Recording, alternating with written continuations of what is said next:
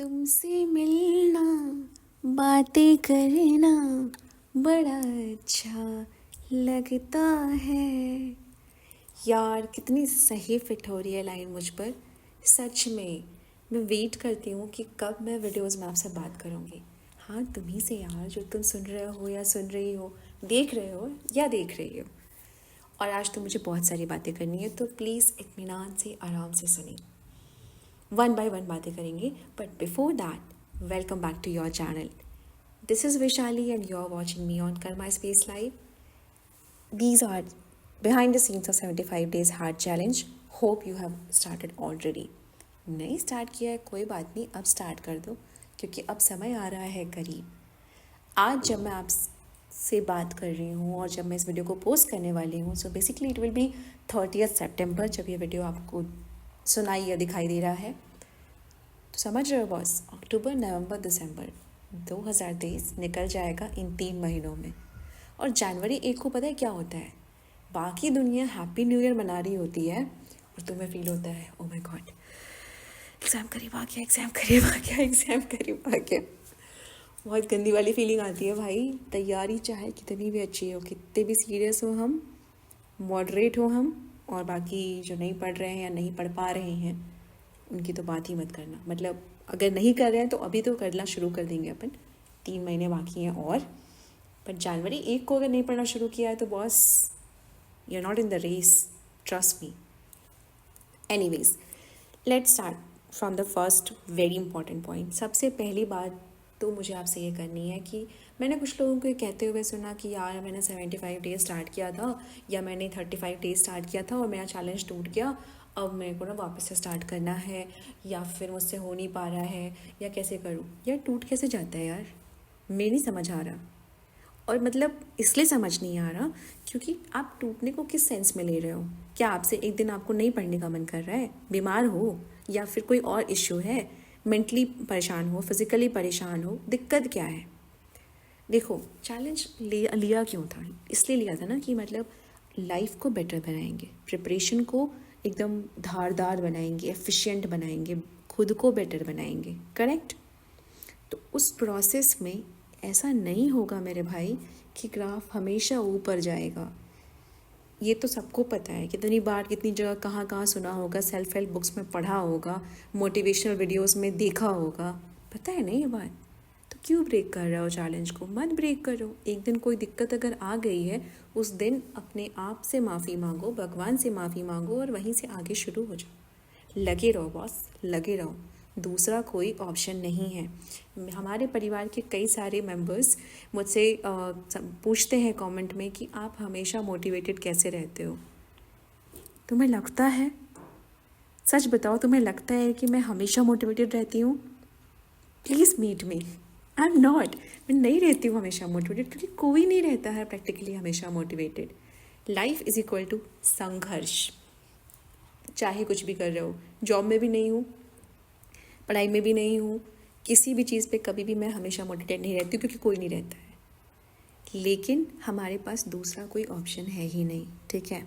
जिस एग्ज़ाम की तैयारी करने के लिए हमने डिसाइड करा है ना, उसके लिए consistency is the only option. उस कंसिस्टेंसी में किसी दिन हो सकता हो आपको कुछ पढ़ने का मन ना करे, आप बस लेक्चर लगा के बैठे हो, किसी दिन आप प्रीवियस ईयर क्वेश्चन ही सॉल्व कर रहे हो, किसी दिन आप प्लानिंग ही बना रहे हो, जैसे कि बेसिकली राइट नाउ अभी हम सबको बनानी चाहिए कि हाँ, हम पूरे अक्टूबर को अपना कैसे यूटिलाइज़ करने वाले हैं इन द एफिशिएंट मैनर कि हाँ, हमारा अगला एक इम्पॉर्टेंट महीना, अब हमारा ना हर एक महीना, हर एक सप्ताह इम्पॉर्टेंट होने वाला है। हर एक दिन तो मैं नहीं बोलूँगी, बिकॉज आई नो हमेशा जब हम हर एक दिन को सोच के चलते हैं ना भाई, तबीयत ख़राब हो जाती है, कुछ तो हो जाता है। और परेशान होने वाली बात नहीं है यार। जिन्होंने एग्ज़ाम निकाल भी लिया है ना, उनसे पूछो, जो जेन्युइन लोग हैं वो आपसे बोलेंगे कि यार महीने में मेरे 3-4 दिन ख़राब होते हैं।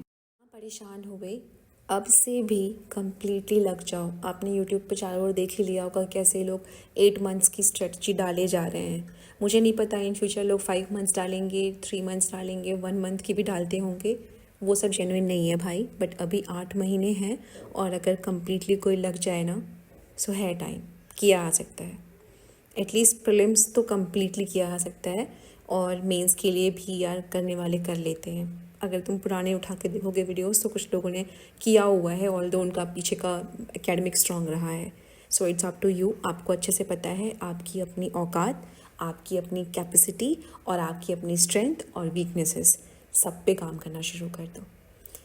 नेक्स्ट बात जो मुझे आपसे करनी है ना, वो करनी है इसके बारे में थंबनेल है, 5/10 एनालॉजी।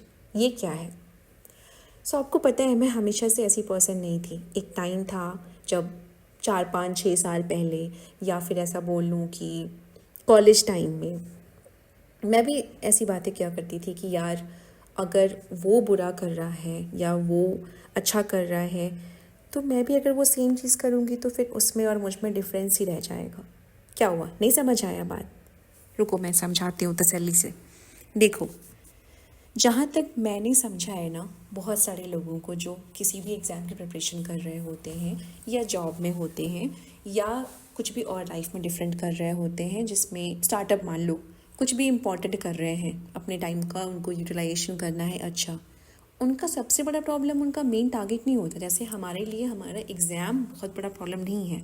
अगर हम अपने बड़े से सिलेबस को छोटे छोटे चंक्स में डिवाइड कर लें, थोड़े थोड़े टाइम पे पूरा करते रहें, टारगेट्स कंप्लीट करते रहें और अपने आप को ट्रैक करते रहें, हमारी हेल्थ ठीक ठाक चलती रहे, तो हमें इतनी दिक्कत नहीं है।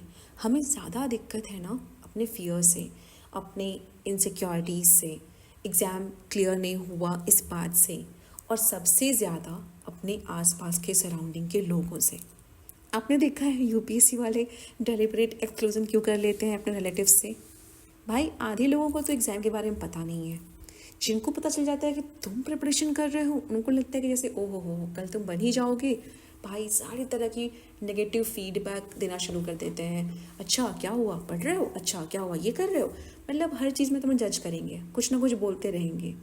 और मैं तो कह रही हूँ यार कि कई सारे फ्रेंड्स भी इसी टाइप के होते हैं। बहुत कम फ्रेंड्स होते हैं, बहुत मतलब कुछ एक दो ही आपके फ्रेंड्स होंगे आपकी लाइफ में जो सचमुच ना समझ रहे होंगे कि हाँ यार तू कुछ ऐसा सीरियस प्रिपरेशन कर रहा है और तुझे ऐसे ये चीज़ नहीं करनी चाहिए, तुझे ये चीज़ करनी चाहिए, और तू क्या कर रहा है अपनी लाइफ के साथ, तू क्या नहीं कर रहा है, तुम्हें समझेंगे अगर तुमने उन्हें टाइम नहीं दिया तो, तुम्हें समझेंगे अगर तुम्हारा मूड ख़राब है तो, हर चीज़ समझेंगे तुम्हें। बेसिकली वो पुश करेंगे, हेल्प करेंगे और कहेंगे कि हाँ वैशाली डोंट वरी, तू कर लेगी या कर लेगा, अदर दैन कि कुछ और ही टॉक्सिक बातें कर रहे हो आपसे।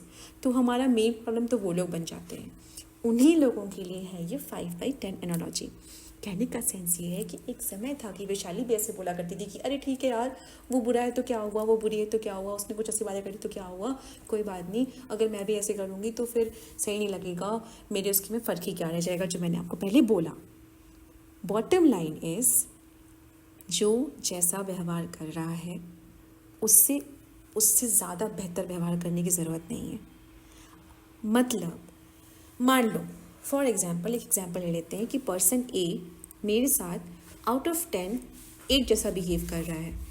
बीइंग अ गुड पर्सन और I would say being a caring person, मैं हमेशा स्टार्ट करती हूँ गिविंग 10 टू अ पर्सन। तो मैंने किसी को 10 पॉइंट्स वाले बिहेवियर में इन्वेस्ट कर रखा है, बट मुझे रियलाइज़ हुआ कि सामने वाला तो अपना 5-6 ही दे रहा है या दे रही है, तो मुझे क्या ज़रूरत है यार 8-9 देने की?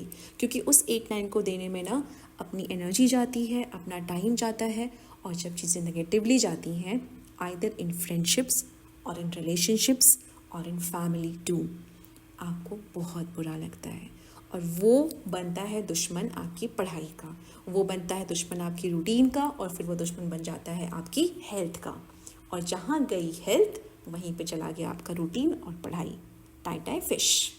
ये अपने को नहीं करना है, याद कर लो आप, बहुत इंपॉर्टेंट बात है। मैंने तो लिख लिया है भाई अपनी डायरी में, अपने दीवार पे, 5/10 फॉलो करना है। मैं मानती हूँ कोई पैरामीटर नहीं है, कोई नंबरिंग नहीं है कि हाँ ठीक है ये मेरे से 8 ही बिहेव कर रहा है, वो तो आपको विद टाइम समझ आ जाना है ना यार, आ जाना है आपको समझ में। तो इसलिए आप इस चीज़ को ग्रेजुअली अप्लाई करो। मैंने थोड़ा सा टाइम लिया है इस चीज़ को भी अप्लाई करने में, तो आप भी वैसे थोड़ा सा टाइम ले लो और देखो कि कहाँ आपको कितना टाइम देना है, कितनी एनर्जी देनी है, कितना अपना मन देना है, कितनी अपनी आत्मा या सोल देनी है, जो भी कह लो आप। मेन पॉइंट है कि आप बात समझ गए हो और इस चीज़ को अपने लिए पॉजिटिवली वर्क करवाना है, नेगेटिवली नहीं करना है। ये हमारे को बहुत इम्पैक्ट करेगा। जब मार्च अप्रैल मई आएगा ना, छोटी छोटी चीज़ें हैम्पर करेंगी और हमारी प्रिपरेशन में रोड़ा बनेंगी, ऑब्स्टिकल बनेंगी। समझ रहे हो? आज तो बहुत सारी डिटेल बातें होंगी जिस पे हमें काम करना चाहिए। नेक्स्ट टाइम बात करेंगे कि मैंने क्या क्या नई चीज़ें इनकॉर्पोरेट की हैं अपने रूटीन में, जिससे मुझे प्राउड फील हो रहा है और बेटर फील हो रहा है कि मेरा रूटीन और ज़्यादा पहले से एफिशिएंट हो गया है। कुछ लाइफ स्किल्स जो मैंने अभी नील आउट कर लिए हैं कि हाँ अब सही मस्त चल रहा है। तो फिर मिलते हैं नेक्स्ट टाइम। तब तक के लिए take care, study hard, be happy. Okay, see you again.